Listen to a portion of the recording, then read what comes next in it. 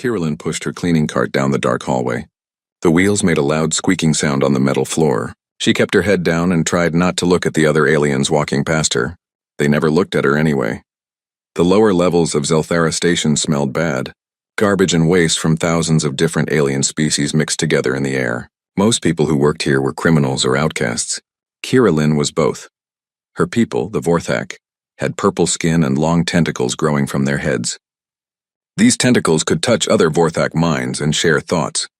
It was how they talked to each other without words. But Kirillin's tentacles were twisted and short.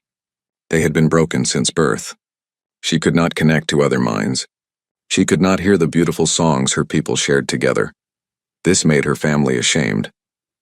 It made her whole species treat her like she did not exist. Kirillin stopped at a waste disposal unit and began emptying trash bins. The work was dirty and hard, but it was the only job they would give her. She had been doing this for 3 years now, ever since she turned 18 and her family sent her away. "Look at the broken one," said a voice behind her. Kirillin's shoulders got tight. She did not turn around. 3 young Vorthak males stood behind her. Their tentacles moved in the air, sharing silent jokes about her. She could not hear their thoughts, but she knew they were laughing. "Does the freak even understand us?" asked another one. His tentacles glowed with mean pleasure. The third one picked up a piece of garbage and threw it at her back. "Maybe we should teach it some manners." Kirillin kept working. She had learned long ago that fighting back only made things worse. The 3 males moved closer. One of them kicked her cleaning cart, making her supplies fall all over the floor. "Clean that up, broken thing," the first one said. Kirillin got down on her hands and knees to pick up her things. Tears made her eyes burn, but she did not let them fall. She would not give them that satisfaction. "Hey," came a new voice. "What's going on here?"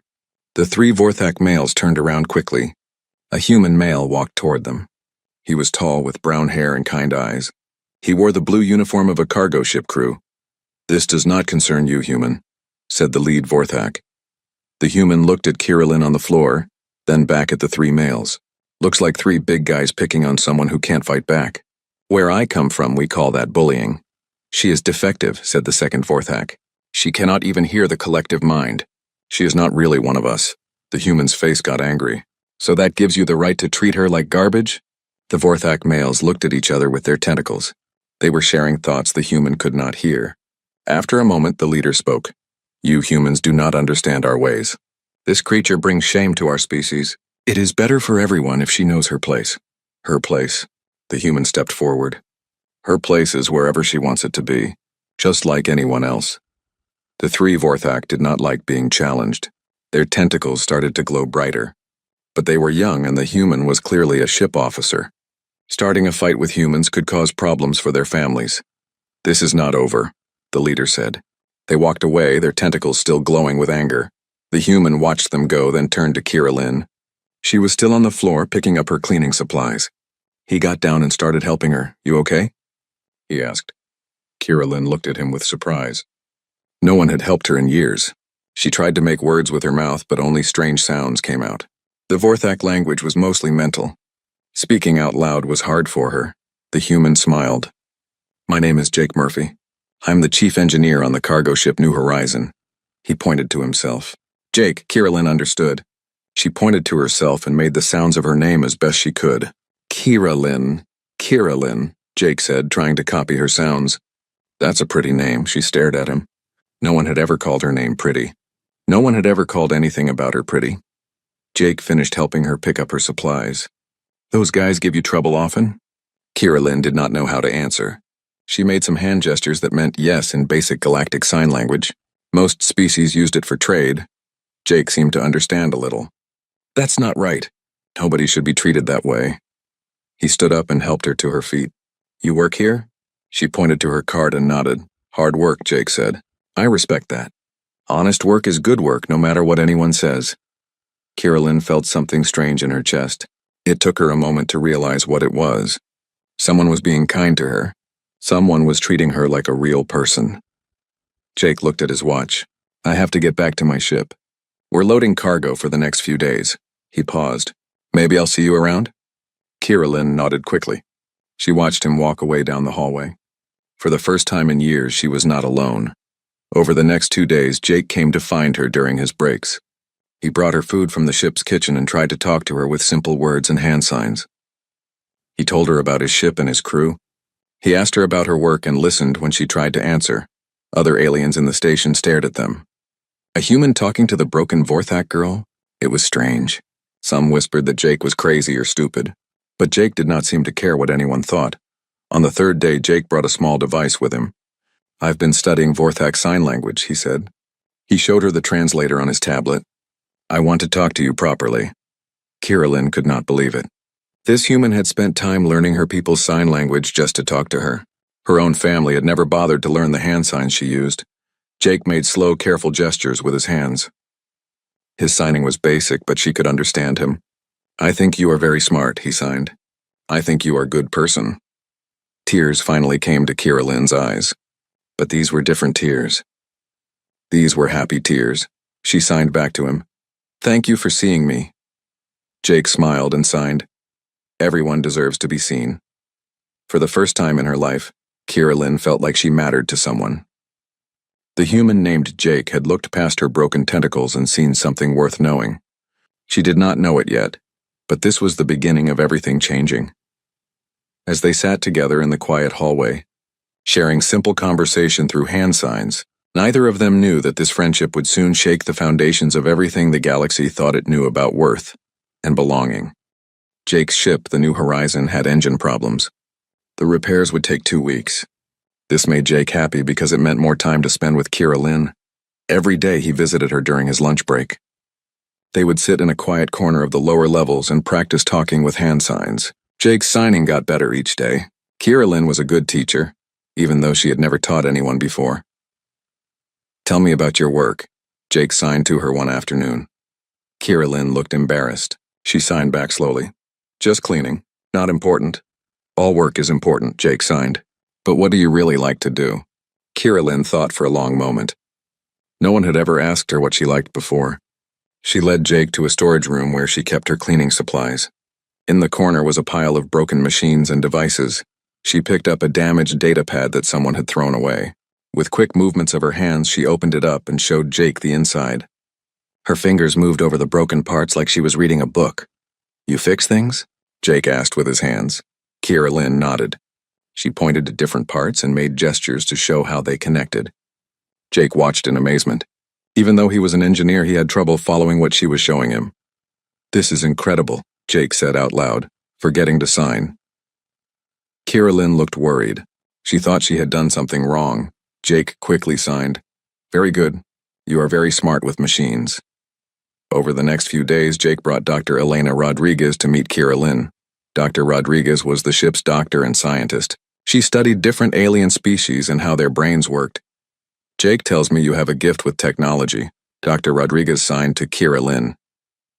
Kirillin was nervous around the new human. She had gotten used to Jake, but Dr. Rodriguez was a stranger. She showed the doctor some of the broken machines she had fixed. Dr. Rodriguez examined the repairs. Her eyes got wide. "This is master-level work," she told Jake. "Some of these fixes are better than what our ship's computer would suggest." "But she's never had any training," Jake said. "That makes it even more amazing." Dr. Rodriguez turned back to Kirillin. "May I scan your brain patterns? I want to understand how you think." Kirillin was scared, but she trusted Jake.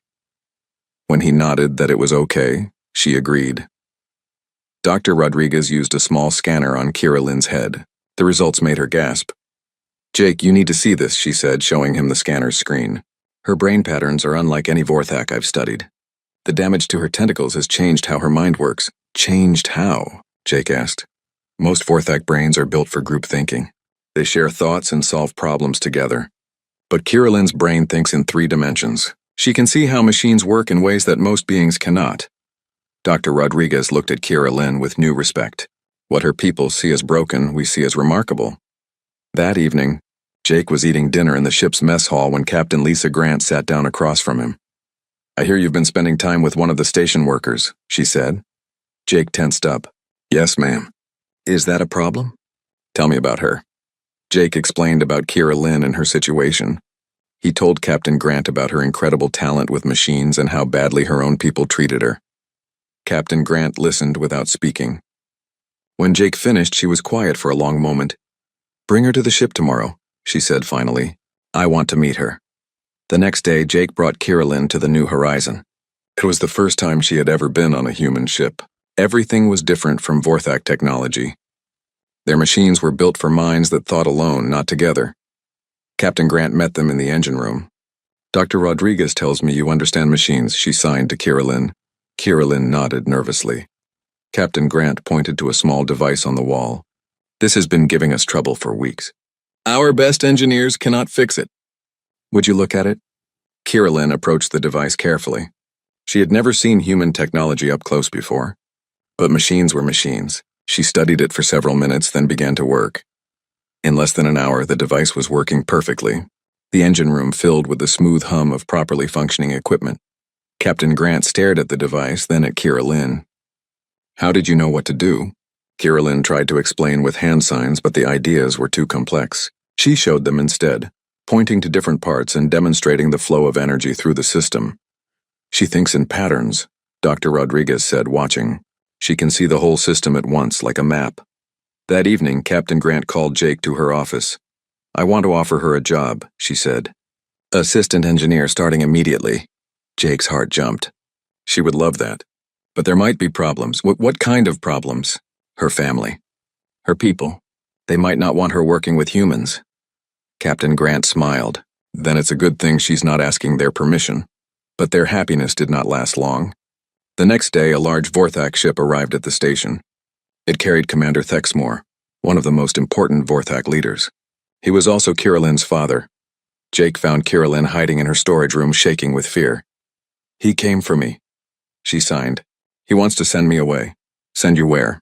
Jake asked. "Prison colony, far from here, so I cannot shame the family anymore." Jake felt anger burn in his chest. "You are not going anywhere. You have friends now. We will protect you." But even as he said it, Jake knew it would not be simple. Commander Thexmore was powerful. He could make trouble for the human ship and crew. That afternoon, Commander Thexmore came to the lower levels with 2 guards. He found Kiralyn and Jake sitting together practicing sign language. "Daughter," he said out loud, not using signs, "you will come with me now." Kiralyn stood up slowly. She had not seen her father in 3 years, but he looked the same. Cold, ashamed. His tentacles moved with authority and anger. "She has a job offer," Jake said, standing up beside her. "From our ship. She does not have to go anywhere." Commander Thexmore looked at Jake like he was looking at an insect. Humans do not understand Vorthak law. "This creature is my daughter. She will go where I say." "This creature has a name," Jake said firmly, "and she is the smartest engineer I have ever met." Commander Thexmore's tentacles glowed with rage. "You dare to lecture me about my own child? This thing cannot even join the collective mind. She is defective." "She is perfect the way she is," Jake said. The tension in the room was thick. Commander Thexmore's guards moved their hands to their weapons. Jake did not back down. Kiralyn stepped between them. She looked at her father and signed, "I want to stay." Commander Thexmore did not look at her signs. He never had. "You do not get to choose," he said. "Tomorrow you board the transport to the outer colonies. This discussion is over." He turned and walked away with his guards. Kiralyn collapsed into Jake's arms, crying. "I will not let this happen," Jake promised her. "Somehow we will find a way." But as they held each other in the dim storage room, both of them wondered if promises were enough to fight the power of an entire species that wanted her gone. Captain Grant was not happy when Jake told her what happened. She called an emergency meeting with her senior officers. "We cannot let them take her," Jake said. "She has done nothing wrong." "It is not that simple," Captain Grant replied. "Commander Thexmore has filed official papers. He says we are keeping his daughter against her will." Dr. Rodriguez looked up from her tablet. According to Vorthak law, children belong to their parents until they prove their worth to society. Since Kiralyn cannot join the collective mind, she is considered a permanent child. "That is barbaric," said Chief Ryan Parker, the ship's security officer. "It is their law," Captain Grant said sadly. "If we interfere, it could cause problems between humans and Vorthak everywhere." Jake slammed his hand on the table. "So we just let them destroy her life?" Before anyone could answer, the ship's communication system came alive. A new voice spoke with calm authority. "This is Admiral Marcus Webb of the Human Fleet. Captain Grant, please respond." Captain Grant pressed the reply button. "This is Captain Grant, sir. Captain, I am arriving at your location in 6 hours. We have a situation that requires immediate attention." When Admiral Webb arrived, he brought 3 warships with him. The Vorthak were not expecting this. Commander Thexmore was forced to meet with the human admiral in the station's main conference room. Jake and Captain Grant were invited to attend. Kira Lynn was not allowed to come. Admiral Webb was an older man with gray hair and sharp eyes. He had been dealing with alien politics for 30 years. "Commander Thexmore," he said politely, "I understand there is a dispute about one of your people." "There is no dispute," Commander Thexmore replied. His tentacles moved with controlled anger. "My daughter is defective. I am sending her where she cannot cause more shame." "I see." Admiral Webb opened a folder. "I have reports that this young woman is exceptionally gifted with technology. My engineers tell me she solved problems in 1 hour that they could not solve in weeks." "Impossible," Commander Thexmore said. "She cannot even think properly." Admiral Webb smiled. "Perhaps she thinks differently, not wrongly." Just then, the station's alarm system began to sound. A voice came over the speakers. "Emergency in Reactor Section 7. All engineering teams report immediately." Through the conference room windows, they could see sparks flying from one of the station's power cores. The lights flickered and went dim. Station Manager Kolvex, a reptilian alien, rushed into the room. "The quantum resonance chamber is failing," he said with panic in his voice. "If we cannot fix it, the station will lose all power in 4 hours." "What is the problem?" Admiral Webb asked. "The chamber uses Vorthak psychic technology. It requires a telepathic mind to operate the repair systems. But the psychic feedback is too strong. Every Vorthak engineer who tries to fix it gets overwhelmed and passes out." Commander Thexmore stood up. "I will send my best engineers." "We already tried," Kolvex said. 5 different teams. "The chamber's malfunction is creating psychic noise that hurts telepathic minds. We need someone who can work without being affected." Admiral Webb looked at Commander Thexmore with a small smile. "I believe I know someone who might be able to help." "Who?" Commander Thexmore asked. "Your daughter." The room went silent. Commander Thexmore's tentacles turned dark with anger. "This is ridiculous," he said. "She knows nothing about quantum technology." "Maybe," Admiral Webb said. "But she is immune to psychic interference. And she understands machines better than anyone on this station." Station Manager Kolvex looked desperate. "If the chamber fails completely, it will create a space-time rupture. The station and everyone on it will be destroyed." Admiral Webb stood up. "I propose a test. Let your daughter try to fix the chamber. If she succeeds, she has proven her worth and can choose her own path. If she fails, she goes with you willingly." "And if I refuse?" Commander Thexmore asked. Admiral Webb's voice became hard. "Then I will consider this a hostage situation and respond accordingly." Commander Thexmore looked out the window at the 3 human warships. He was outnumbered and outgunned. "Fine," he said. "But when she fails, this foolishness ends." Jake ran to find Kira Lynn. She was hiding in her storage room, terrified by all the noise and confusion. "They want you to fix the reactor," he signed to her. Her eyes went wide with fear. "Too big. Too important. I cannot." "Yes, you can," Jake signed back. "You are the smartest engineer I know. The station needs you. What if I fail?" Jake took her hands. "Then we fail together. But I believe in you." 20 minutes later, Kira Lynn stood in front of the quantum resonance chamber. It was a massive machine, 30 feet tall and covered in complex controls. Energy crackled around it in dangerous patterns. Hundreds of aliens had gathered to watch. Most of them whispered that she would fail. Some bet on how quickly she would run away. Commander Thexmore stood with his arms crossed, his tentacles glowing with embarrassment. Kira Lynn approached the machine slowly. The psychic energy coming from it felt like screaming in her mind. But unlike other Vorthak, she could push through the noise. She placed her hands on the control panel. Immediately, she could feel the machine's pain. Something was wrong deep inside where no one could reach without opening the whole system. For 2 hours, she worked. Jake stood beside her, handing her tools and offering encouragement. Dr. Rodriguez monitored her vital signs to make sure the psychic energy was not hurting her. The crowd grew restless. Some aliens left thinking nothing would happen. Then suddenly the machine's screaming stopped. The dangerous energy pattern smoothed out. The lights on the station became bright and steady again. Kira Lynn stepped back from the machine, exhausted but smiling. The crowd erupted in cheers. Even some of the Vorthak looked impressed. Admiral Webb walked over to Commander Thexmore. Your daughter just saved this station and everyone on it. I would say that proves her worth. Commander Thexmore stared at his daughter. For the first time in her life, she had done something that made people cheer instead of run away. The test was rigged, he said quietly. You knew she could do it? I hoped she could, Admiral Webb replied. But she is the one who did the work. Commander Thexmore looked at Kira Lynn, who was hugging Jake and crying happy tears. His tentacles moved with confusion and something that might have been pride. She can go with the humans, he said finally. But she is no longer my daughter. Your loss, Admiral Webb said. As the crowd slowly left, Kira Lynn stood in front of the quantum chamber she had saved. For the first time in her life, she had proven that being different was not the same as being worthless. Jake signed to her.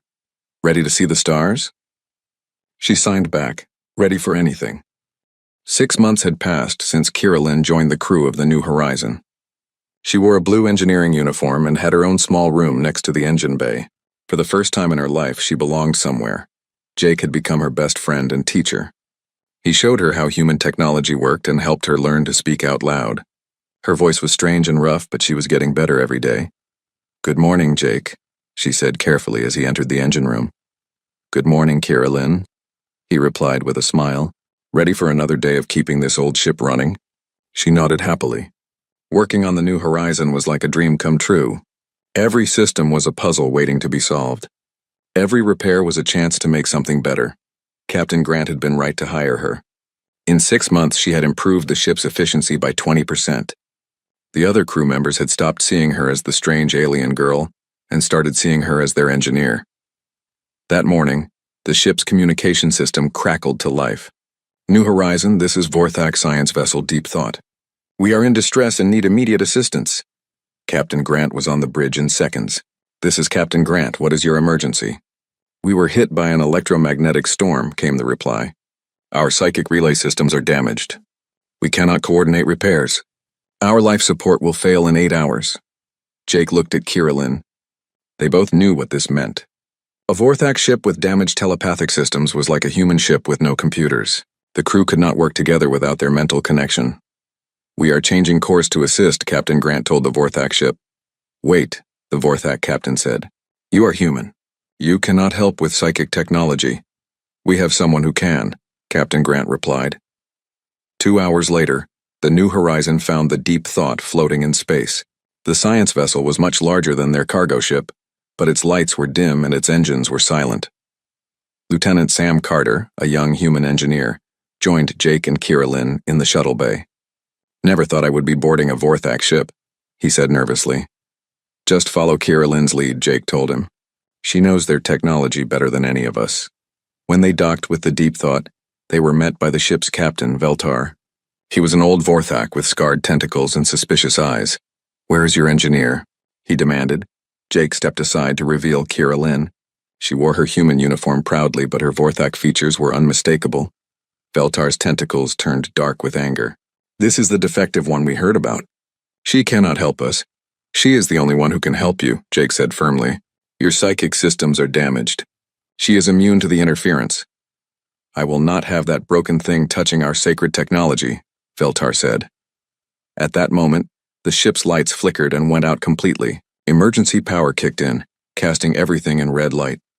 Life support just failed, called one of Veltar's crew members. We have 6 hours of air left, Jake looked at Veltar. Your choice, Captain. Swallow your pride or watch your crew die. Veltar stared at Kira Lynn for a long moment. She met his gaze without flinching. Finally, he nodded.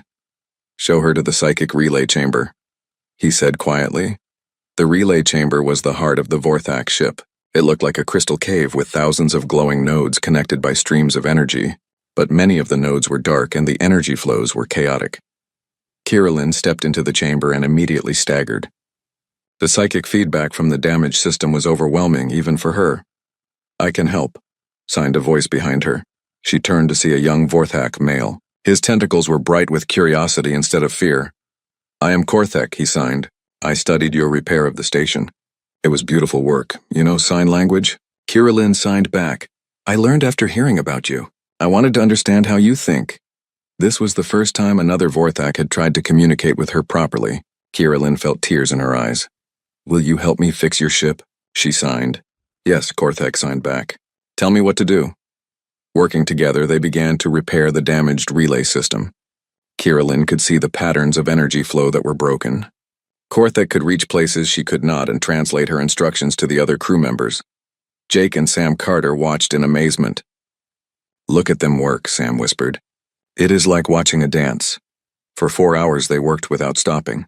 Slowly, the dark nodes began to glow again. The chaotic energy flows became smooth and organized. But then something went wrong. A power surge shot through the system, stronger than anything they had prepared for. The psychic feedback became so intense that even Kirillin could barely stand. Everyone out, Jake shouted. The system is overloading. The Vorthak crew members ran for the exits, overwhelmed by the psychic noise. Even Korthek had to leave, his tentacles dark with pain, but Kirillin stayed. She could feel the ship's systems crying out for help. If she left now, the overload would destroy not just the relay chamber, but the entire ship. Kirillin, get out of there, Jake called from the doorway. She looked back at him and shook her head. Someone has to finish it. Jake did not hesitate. He ran into the chamber and grabbed her hand. Then we finish it together. The psychic energy did not hurt Jake as much as it hurt the Vorthak, but it still felt like needles in his brain. Together they reached the main control node at the center of the chamber. What do I do? Jake shouted over the noise. Kirillin guided his hands to the controls. She could see what needed to be done, but she needed his help to do it. Working as one person, they rerouted the power flows and stabilized the system. The overload stopped. The chamber became quiet except for the gentle hum of properly working machinery. They collapsed together on the crystal floor, exhausted but victorious. When the Vorthak crew returned, they found their ship fully operational. The telepathic systems were working better than they had in years. Captain Veltar approached Kirillin slowly. His tentacles moved with something she had never seen before. Respect. You risked your life for our ship, he said. Why? Kirillin stood up with Jake's help. She spoke out loud, her voice still rough but clear. Because it was the right thing to do. Veltar stared at her. You are not defective, he said finally. You are different. But different can be good. As they prepared to leave the Vorthak ship, Korthek approached Kirillin. I want to learn more about your way of thinking, he signed. Will you teach me? Kirillin smiled. I would like that. Back on the New Horizon, Captain Grant called Kirillin to her office. I have news, she said. The Human Vorthak Cultural Exchange Program wants to meet with you. They are building a new research station, and they need engineers who can work with both human and Vorthak technology. Kirillin could not believe what she was hearing. They want me? They specifically requested you, Captain Grant said. Your repair of the quantum chamber made you famous. Scientists from dozens of species want to study how you think. That night, Kirillin stood in the ship's observation lounge, looking out at the stars. Jake found her there, as he often did. Scared about the new job? He asked. A little, she admitted, but also excited. For the first time, people want me because of who I am, not despite it. Jake smiled. That is how it should always be. As they watched the stars together, Kirillin thought about how much her life had changed. 6 months ago, she had been alone and forgotten. Now she had friends, meaningful work, and a future full of possibilities. All because one human had refused to walk past someone who needed help. Thank you, she said to Jake. For what? For seeing me when everyone else looked away. Jake put his arm around her shoulders. That is what friends do. They see each other. Outside the window, the stars shone bright with promise. 1 year later, Kirillin stood on the observation deck of Harmony Station, the first joint human Vorthak research facility. Through the large windows, she could see ships from dozens of different species coming and going. Scientists, engineers, and diplomats from across the galaxy came here to work together. She wore a special uniform now, neither human nor Vorthak, but something new. The symbol on her chest showed 2 hands reaching toward each other, one human, one Vorthak. The morning briefing is starting, said Dr. Amy Liu, the station commander. She was a small human woman with kind eyes and a brilliant mind. Kirillin nodded and followed her to the main conference room. 30 scientists from 12 different species sat around a circular table. At the center was a holographic display showing their current project. Team leaders, please give your reports, Dr. Liu said. One by one, the scientists shared their progress. They were building a new type of engine that combined human mechanical engineering with Vorthak psychic technology. It was the kind of project that required minds that could think in completely different ways. When it was Kirilin's turn, she stood up confidently. "The neural interface is complete," she said. Her voice was much clearer now, though still carrying the musical quality of her native language. "Human pilots will be able to control Vorthak systems without needing telepathic abilities." "Excellent work," said Dr. Thalmor, a Vorthak scientist with silver tentacles. He was one of the few of her species who treated her as an equal. "When can we begin testing?" "Tomorrow," Kirilin replied. "I have made some improvements to the original design." After the meeting, Kirilin walked through the station's corridors. She passed the cafeteria where humans and Vorthak ate meals together, the workshop where young engineers from both species learned from each other, and the communication center where translation programs helped break down language barriers. It was everything she had dreamed of during her lonely years on Zelthara Station. Her personal communicator chimed. "Kirilin, please report to Docking Bay 7, came Jake's voice. She smiled and hurried toward the docking bays.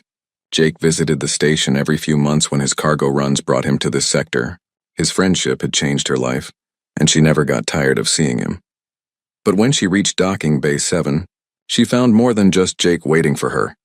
Standing beside him was Captain Danny Foster of the human ship Pioneer. Next to Captain Foster was a familiar figure that made Kirilin's heart skip a beat. Commander Thexmore, her father, stood stiffly in his formal Vorthak uniform.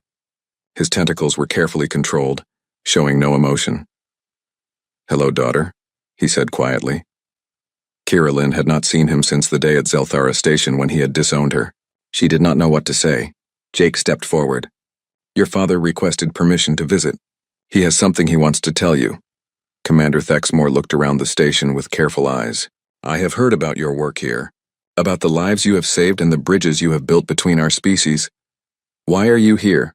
Kirilin asked. Her father's tentacles moved slowly, showing uncertainty. "Because I was wrong. About you, about what it means to be valuable." He paused and looked directly at her for the first time in years. "You have accomplished more than any of my other children. You have brought honor to our family name in ways I never imagined. I came to ask for your forgiveness." Kirilin felt tears in her eyes. She had dreamed of this moment, but now that it was here, she felt confused. "I do not need your approval anymore," she said. "I know who I am." "I know," Commander Thexmore replied. "That is why I am proud of you." At that moment, young Korthek stepped out from behind Captain Foster.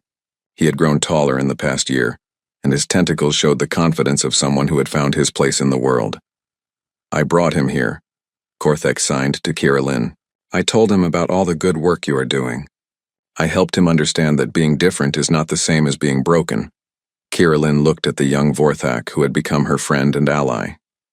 "You learned sign language to talk to me. Now you are teaching others?" "I started a school," Korthek signed proudly. "We teach Vorthak children that there are many ways to think and communicate. Some of my students are like you. They cannot join the collective mind. But they are learning that this makes them special, not worthless."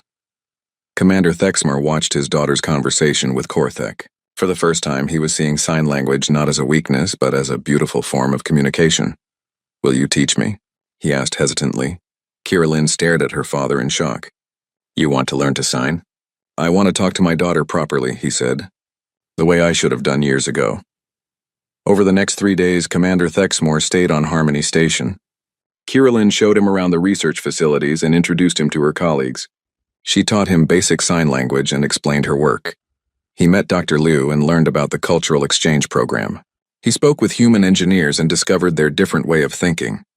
Most importantly, he watched his daughter work and saw how respected she was by beings from across the galaxy. On his last day, they sat together in the observation lounge where Kirilin often went to think. "I have been a fool," he said, signing slowly with his hands while his tentacles remained still. "I thought our way was the only way.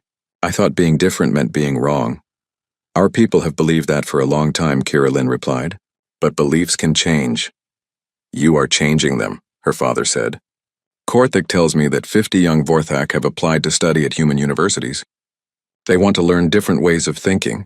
Kirilin smiled. Maybe someday being different will be something to celebrate instead of something to hide. Commander Thexmore stood up to leave. Before he went, he did something he had never done before. He hugged his daughter. "I am proud of you," he said, "and I am sorry it took me so long to say it." After he left, Jake joined Kirilin on the observation deck. "How do you feel?" he asked. Happy, she said, but also sad. I spent so many years wanting his approval. Now that I have it, I realize I do not need it anymore. That is called growing up, Jake said with a smile. They stood together watching the ships come and go from the station. Scientists, traders, diplomats, and explorers from hundreds of worlds, all working together to build something better. Do you ever wonder what would have happened if we had never met? Kira asked. Jake thought about it. You would have found another way. You are too smart and too strong to stay hidden forever. Maybe, she said, but it would have taken much longer, and it would have been much lonelier. A new ship was approaching the station. Through the windows, they could see it was filled with young beings from different species, all coming to study at the research facility.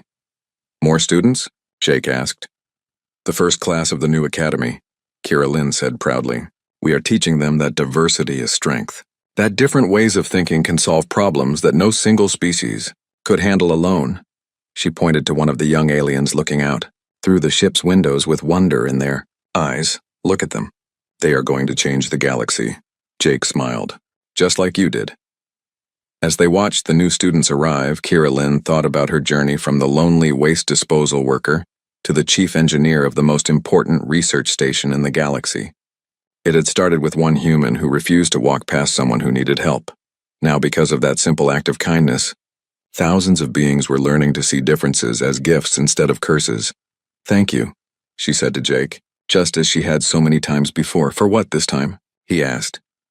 For showing me that the most important thing about any person is not how they are the same as everyone else, but how they are different. Outside the window, the stars shone bright with infinite possibilities, and for the first time in her life, Kira knew that she belonged among them.